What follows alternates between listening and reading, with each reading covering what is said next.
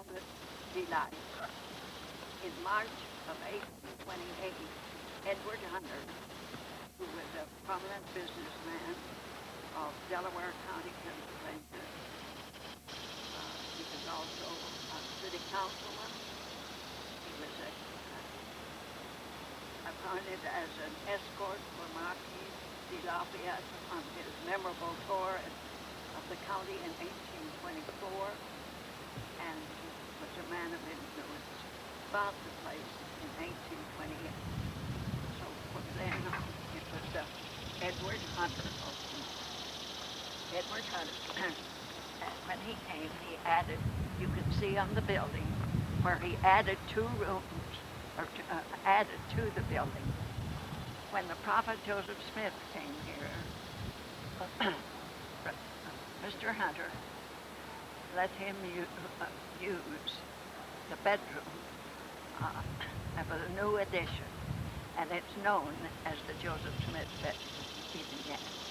This place is a national landmark, historic landmark. Mr. Greenfield, the owner of the property now, is restoring the place.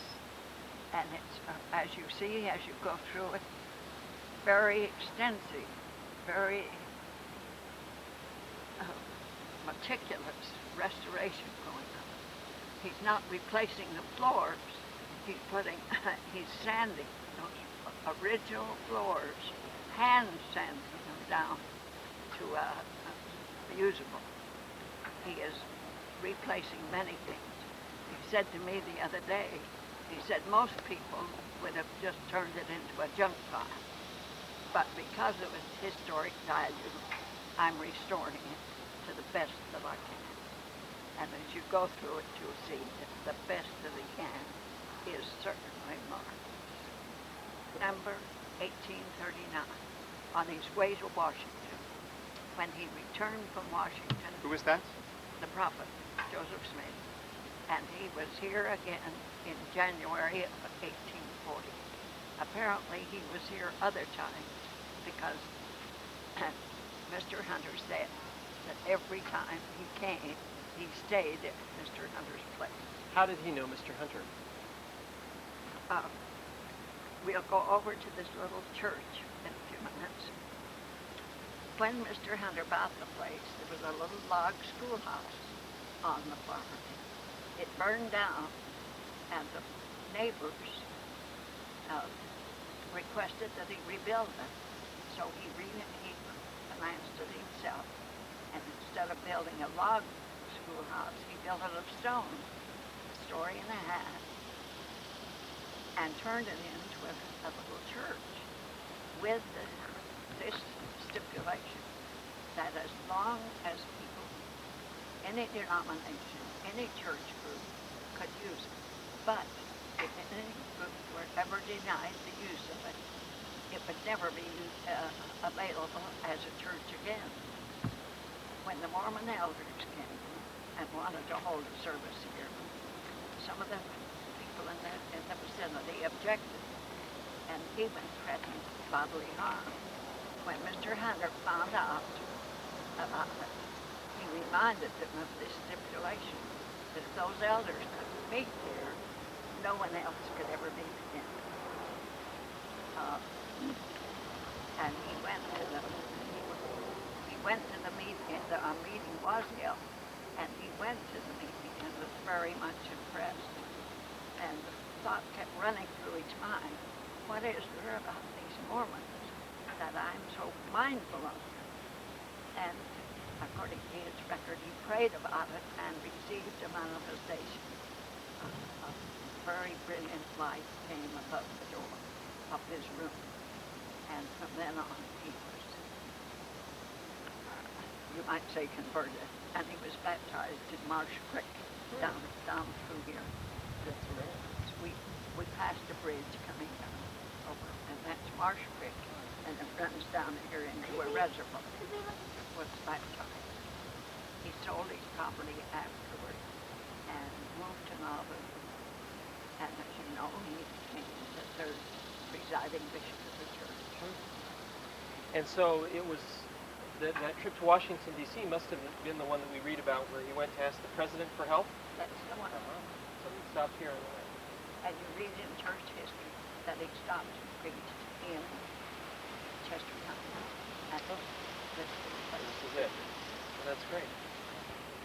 Who is that again? Genealogist extraordinaire. Who is that? Virginia Bushman, our genealogist extraordinaire. Vicente Torres, who had the fortune to marry into the Brinton family. Katie Christensen, who had the fortune to be born into the Brinton family. Elliot Brinton, and my daughter. Okay, we better go. Right now? We're in the dining room now. Okay. And what are they doing with the floors here? They're going to be sanding them and refinishing the floors eventually. They're not going to be putting down the wood day in, day off. Is this the They're original hand look? sanding. This is the original, yes. They're hand sanding them, putting more than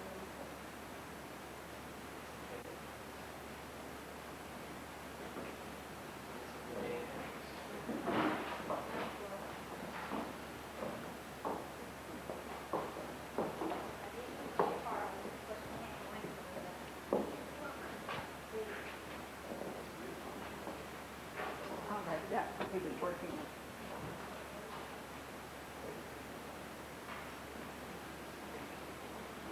This is going to be the laundry room. It was at one time a small cooking room, and they had the original big oven is still there. You want me to go ahead?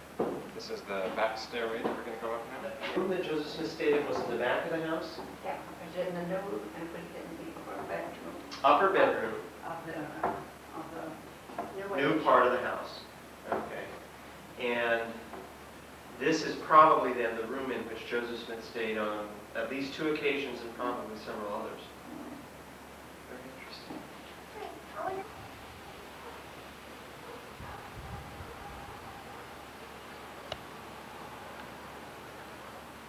You want a picture of this home or not? You want a picture of the front? I'll take one. Our relative, but it was through Edward Hunter's intercession with this church here that the missionaries were allowed to preach here, and that the Dilworths, in which Dilworths, Caleb Dilworth and his wife family. were allowed to hear the church, the gospel, and they joined the That's church. why they must have heard it because they just lived over here a little way. About how far from here? We'll go over to the site where he had his collection. Okay, good. So it was through the instrumentation of this man that they were able to hear the gospel. And William Willard, well, Eliza Willerton, who was Caleb's wife. Yes. Now, the Willertons themselves didn't accept Eliza. Eliza was the only one. Okay. Okay, would you please tell us about this building behind you? This is Mormon House Church that Edward Hunter did. And Okay. opened it for any church, any denomination that wanted to use it, with the stipulation that if anybody was refused or turned down from using this building, it would never be available again. The Mormon elders came and had held meetings nearby and were scheduled to meet here. Some of the people in the neighborhood objected and even threatened the Mormon elders with bodily harm if they came here to hold a meeting. When Edward Hunter heard about it, he immediately told the people that this was done of the stipulation that if those Mormon elders couldn't meet here, that nobody else could ever meet here again.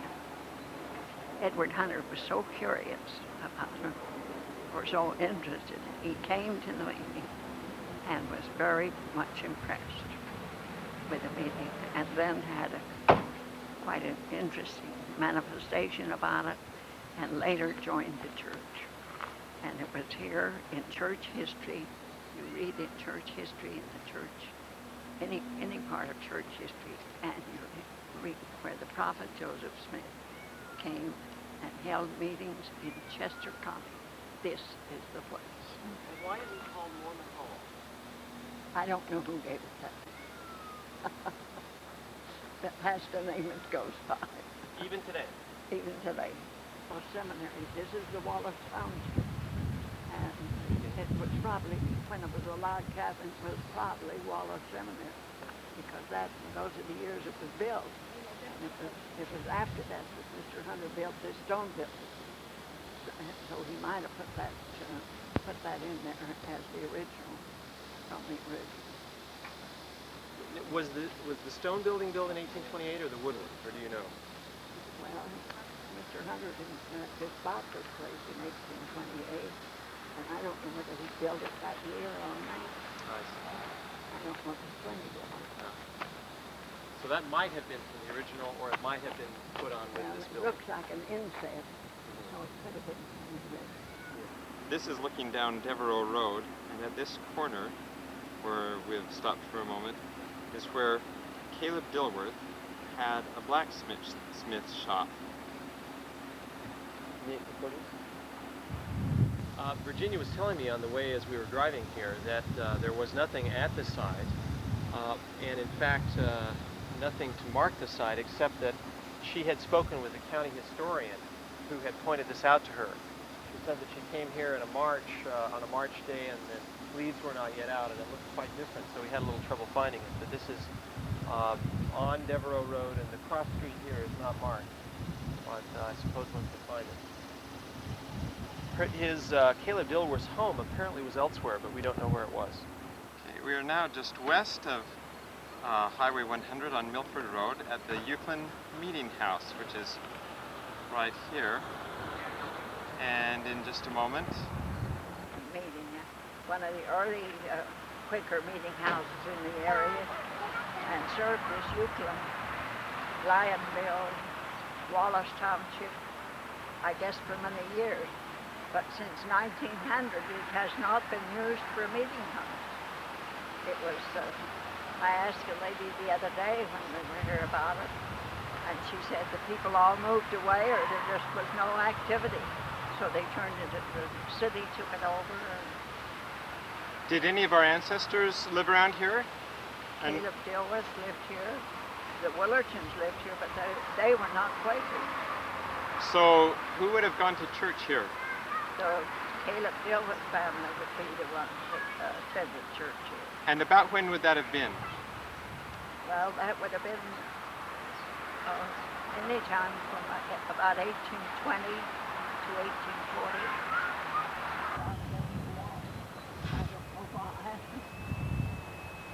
And what are we behind here? What building is this we're next go to? ahead and put that in?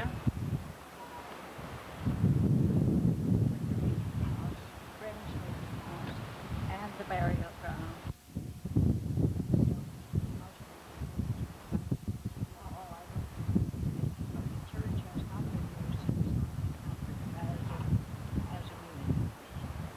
And people that might be buried here would include the 4 daughters of Caleb and Eliza, and you don't think that Caleb is buried here, but you don't know. I don't know.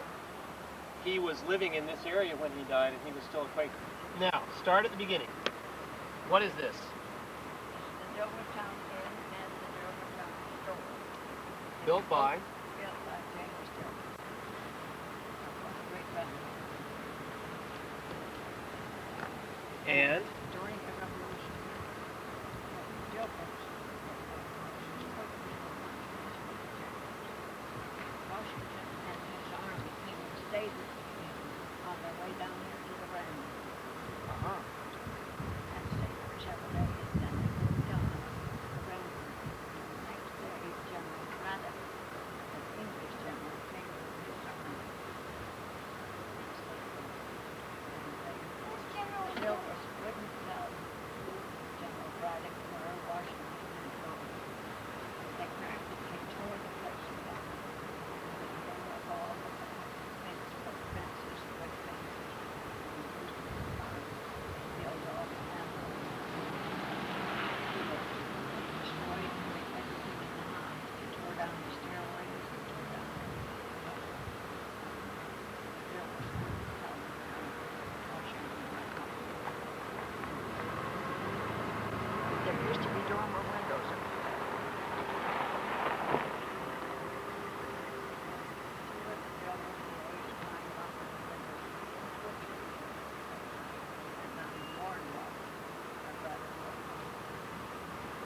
dormer windows of the store or of the inn? Yeah. Uh-huh. That's Did Washington win the Brandywine? the Battle of the Brandywine. So did that help him win that battle? He didn't win it. Oh. Was this Dilworth Town Country Store, let's see, it looks established in 1758. Same year Was as the that, inn.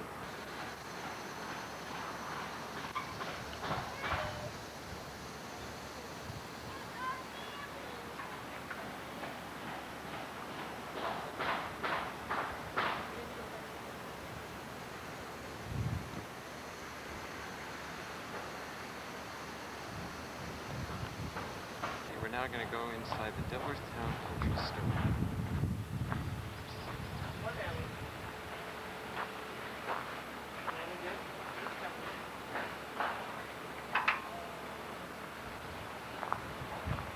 Looks like it's too small for me. What? See the tag? Now you go touch it. See the tag. It's made out of corn husk. Look at how they dried their flowers there. Measurement is in 1850.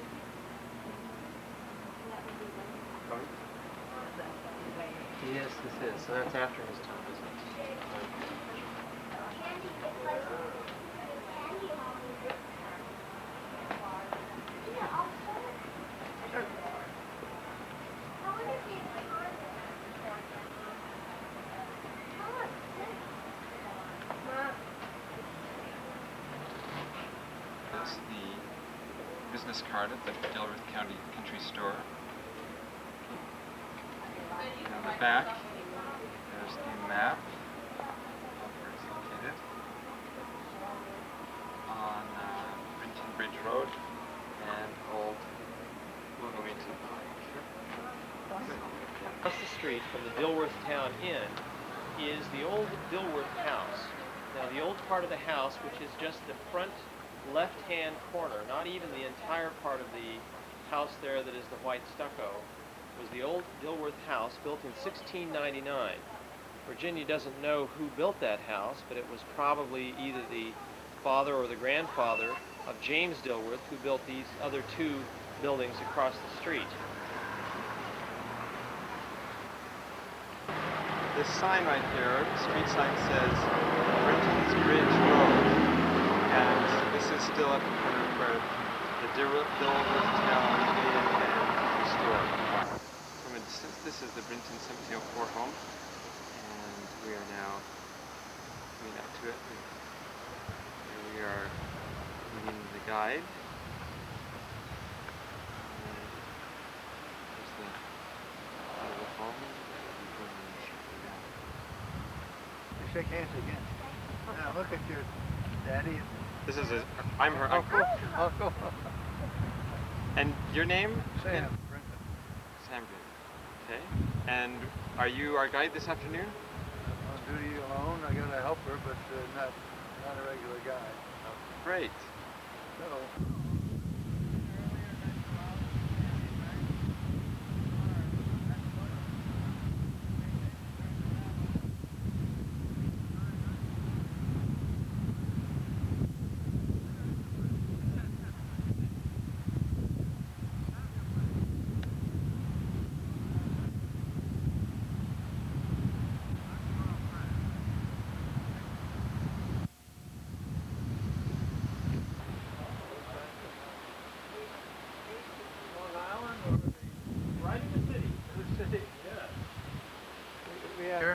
With his wife Anne, whose father was a Bagley, Anne Bagley, came over from England in 1684, 2 years after William Penn. And William Penn had gone back to England by that time. And they brought with them a 14-year-old son, William Jr. They didn't say junior and senior. We call him that because it's common in this country. Whereas in the history books about the Brintons, they're called the immigrant and the builder. Well, they came over here in the fall, too late to come out into virgin forest and cut down trees and get some lumber to build a house here. So the winter was coming. What they did, they landed down here in what's now Claymont, Delaware, and they call it then Grub Landing on the Delaware River. Then they worked their way up an Indian trail along the Brandywine, which goes north and south in this direction. And they passed through this area, and like what they saw here, was they kept on going, they did something better as far as north. They got up to where the Brandywine forks and meets two branches. Decided that was far enough to come back. This is what they really wanted, and they went into Philadelphia and put in a claim to William Penn's representative, and after a few weeks of that, they went on. They were granted 500 acres. It was a nice piece of ground. This was it. And if you know your geography here, Route 202 is over here, and Route 1 is going this direction down there, and 926 is north, and they go through not Dilworth Town, but north of Dilworth Town, but parallel to Route 1. And the Brandywine River were the approximate boundaries of those 500 acres. Although I may be wrong, it may be 1,000 acres, because when the builder here died, his ownership was about 1,000 acres. So I don't know what the boundaries were until 1750, when the builder died, the second generation. So the first winter, their aim was to get shelter for the winter, and they found in a hillside, which is gone now because of the changing roadways, a hill sharp enough for rise to dig out the front of it and make a cave out of it to live in. And that's what they did the first winter. But that was a rough winter. They didn't have much possessions, only what they could bring on small ships, as they were in those days. Anyhow, they did live there, and the Indians were friendly because William Penn had softened them up, but they weren't going to get harmed from his group. And the Indians brought them food, mostly game, to eat.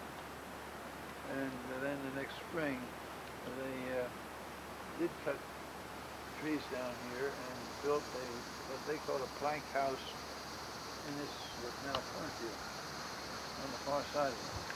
There's a big maple tree over there as a memorial to it to show about where the house was. You say that's right here or clear across? See the cornfield? It's on the far side of the cornfield. Huh. There's a great big maple tree, replacing another tree which had been there, and this isn't 300 years old. So, the father and the son and the mother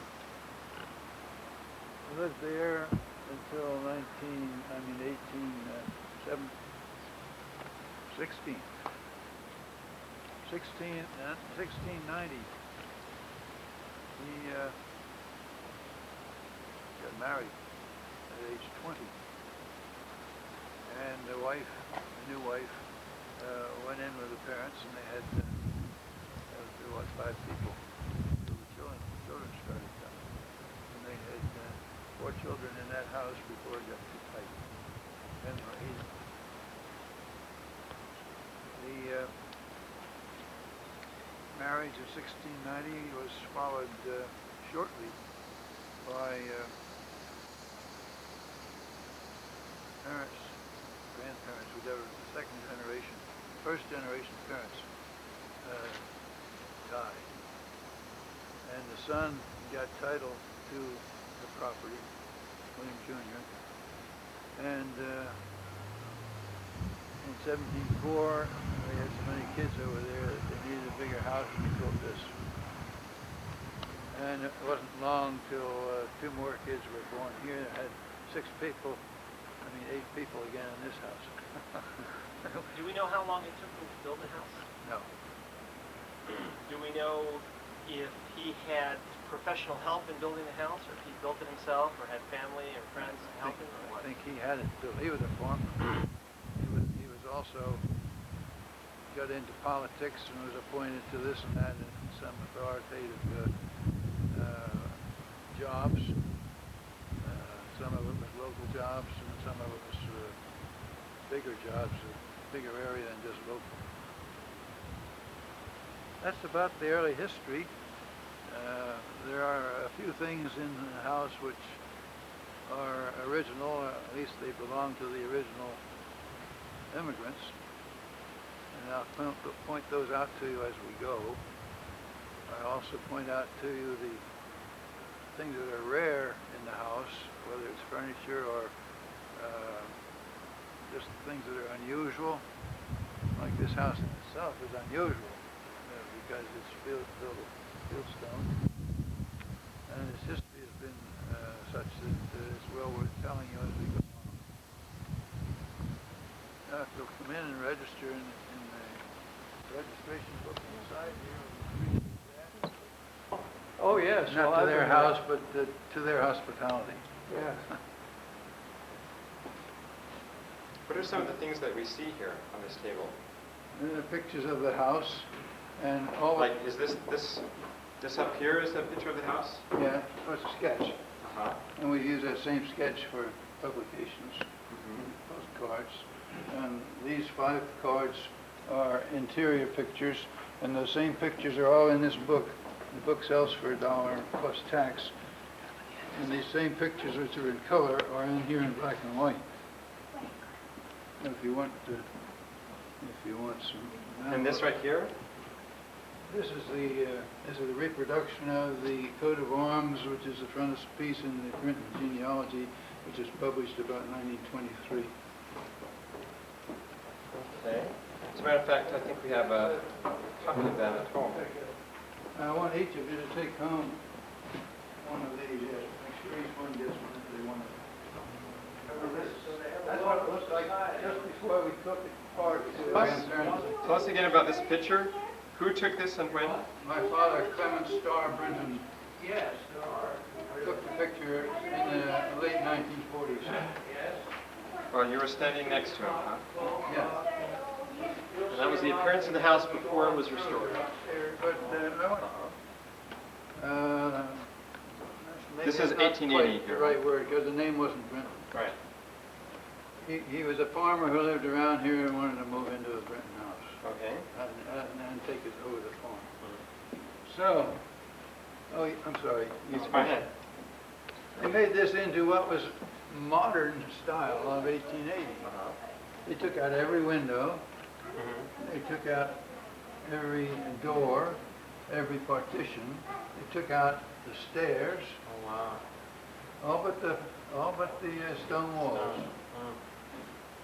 How were they able to find these windows again? Well, they didn't. Oh, they made them new? rebuilt them. Oh. But they knew what it looked like. Well, let me come to it.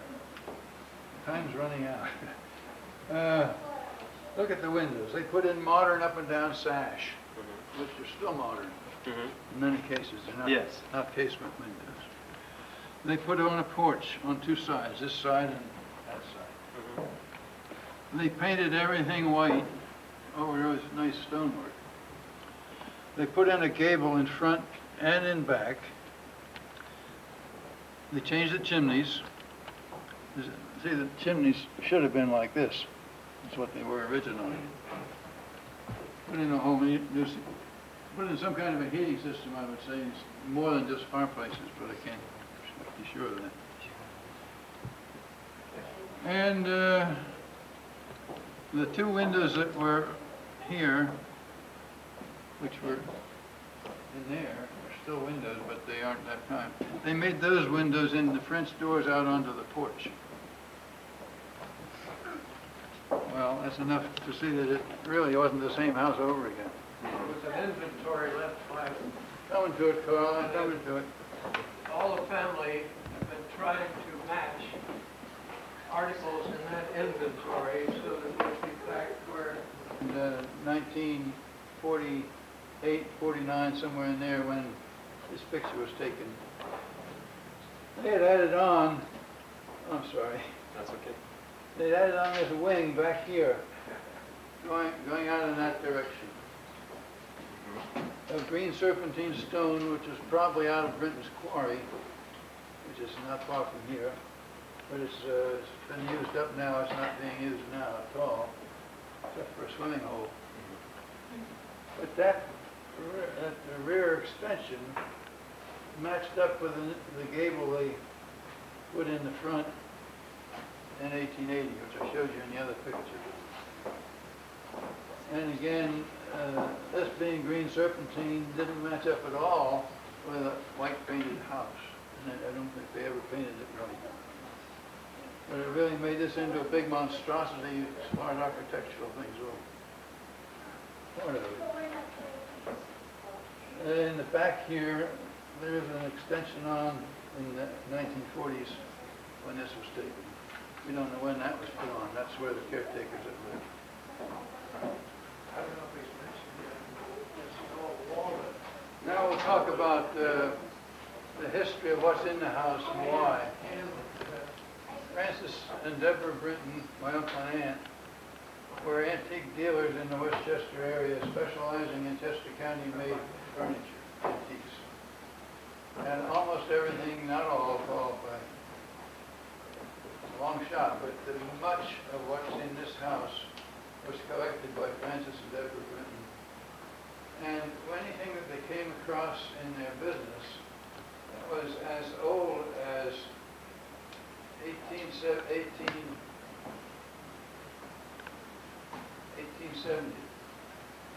1580. 1580.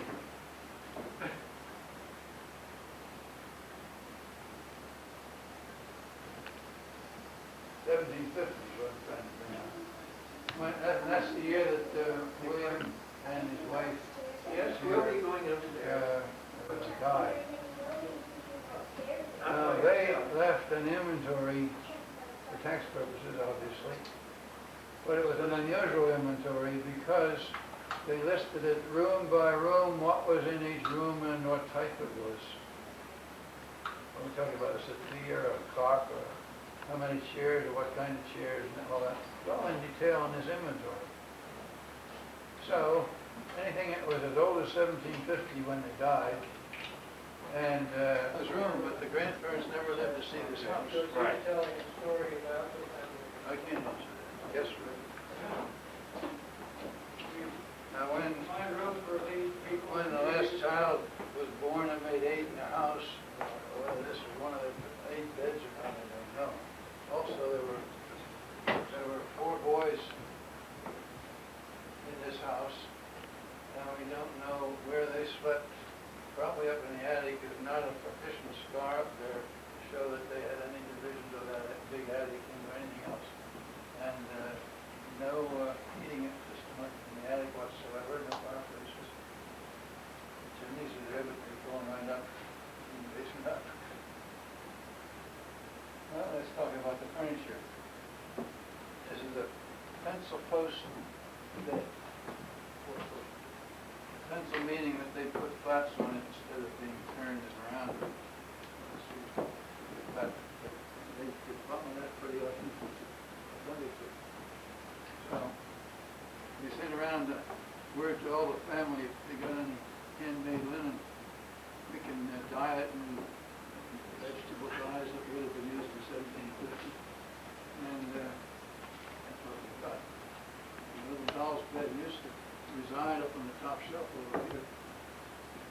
It's not here now because the humidity is so bad in here that the drapes on that little bed are beginning to fail. William Brinton Sr.'s sister's Bibles. This is the master bedroom here. Beg pardon? This is the master bedroom. I call it a master bedroom. And the children are, and there's 2 other bedrooms here that are smaller. Uh-huh.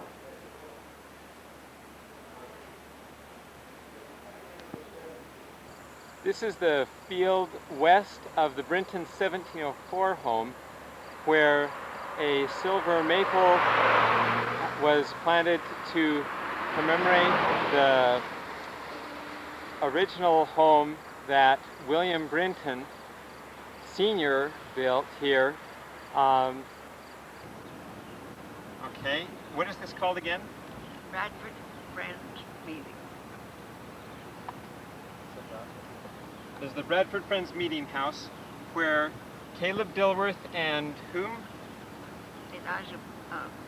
Caleb Dilworth and Eliza Woolerton were married. And Eliza Woolerton were married. And this is in Westchester, or where are we now? Bradford, Oh, excuse me, Bradford, Chester County. Chester County, Pennsylvania. Here we are in an area about 18 miles away from Baltimore called Causton. And this sign here says Little Falls Friends Meeting. This is a meeting house for the Quakers in the area. And here's the meeting house back here. And in just a moment we will have Virginia tell us about this. David Branson was buried in 1807. He had moved from Goshen, Pennsylvania down here and died here and buried here at the Little Falls Meeting burying ground in Causton, Maryland. Okay, and it's just one of these stones right here, but there's no inscription that we can read. You want to go in there and map, So, tell exactly which one it was, but there isn't anything on a stone that would indicate which one. okay, so there is a map that would show where it is, but there are no inscriptions that remain. But it was one of the earliest graves here, you say? It was one of the earlier ones. I don't know how much earlier they were here. Uh-huh. But he was buried here in 1807. That's right. And this is just in back of the meeting house that we saw just a minute ago from the road out there. This is the front of the building that we just visited the back of. And here's a little inscription about the Quakers.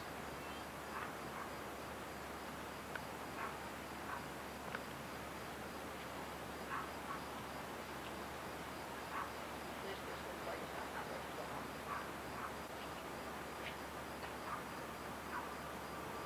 Here again is the front of the Quaker meeting house in Causton, and it's right in back from this point, and then looking to the right. There we took the picture looking into the burial ground back there, which is where David Branson was buried, though the exact spot is unknown, and it was found after a great deal of searching and a lot of work on the part of Virginia Bushman to find the location of this, and it's told about on her audio tape.